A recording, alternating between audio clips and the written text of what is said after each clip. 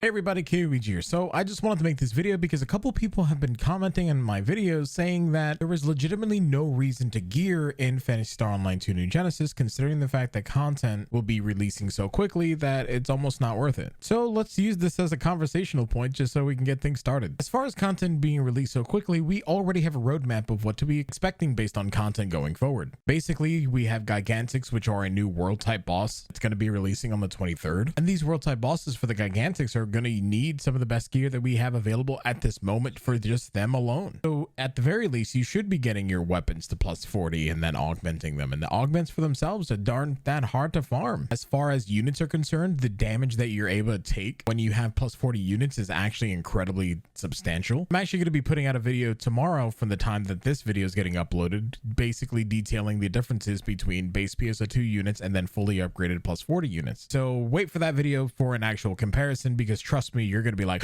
what? And I can already tell by the comment section below right now, I'm going to get at least one person is saying, you're lying, it's not worth it.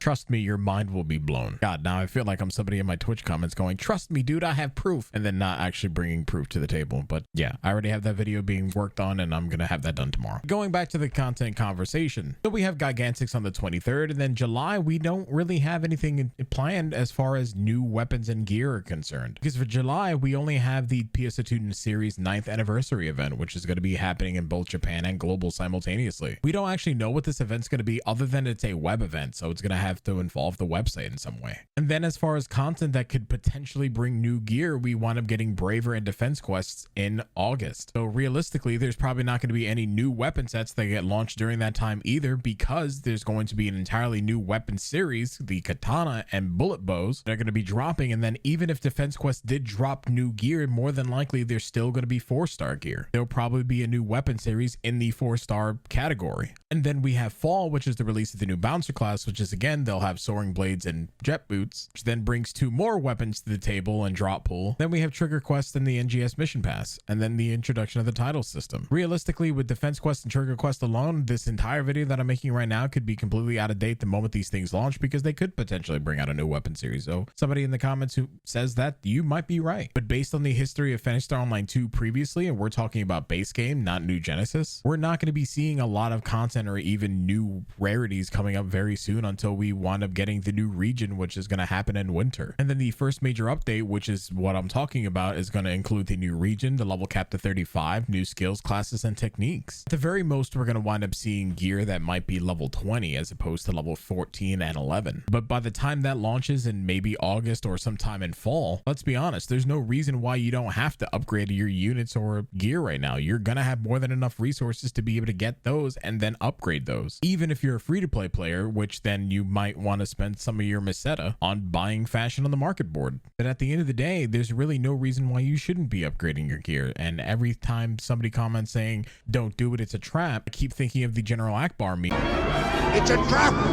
And I'm like, okay, dude, relax. There are a lot of players who are currently new to the Phantasy Star Online 2 New Genesis series, and right now, this game will not have major content drops and weapon series drops and rarity increases for a while, assuming that it follows the same trend that wound up happening in base PSO2 8 years ago, or at least 9 years ago at this point. For global players, it was a little bit of a different story, because when the game launched, we literally got caught up to the Japanese version in a single year. So for a long period of time, there was really no reason to upgrade our gear or even work towards getting some of the best stuff at any given point or any given update, because it was going to be outdated relatively quickly. Now with the new Genesis launch, that's not going to happen. It's basically considering things like Final Fantasy 14. New content drops, you get the best in slot. There's going to be some period of time where you get the best of slot, and then you're going to need to upgrade again. That's just the natural state of a lot of games, especially games that are MMO and MMO light. I mean, maybe I'm wrong. Maybe I don't know what I'm talking about, but shame people for wanting to give people the advice of, hey, upgrade your gear because it'll help you play the game better or it'll allow you to do more damage or something of the sort. I don't know. Let people play the game however they want. And at the end of the day, if you're going to be toxic about it, at least,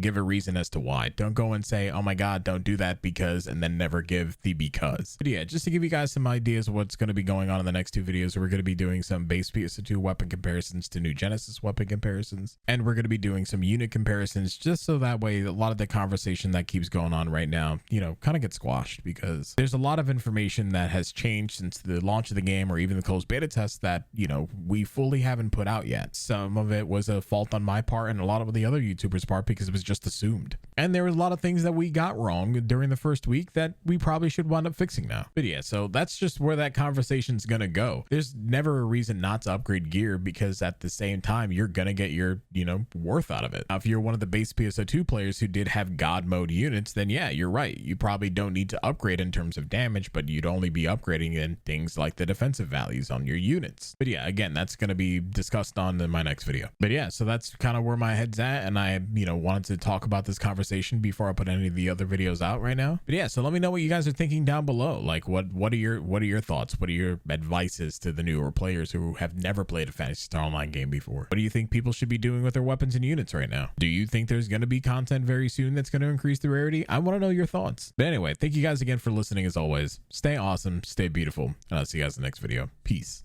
I'm out.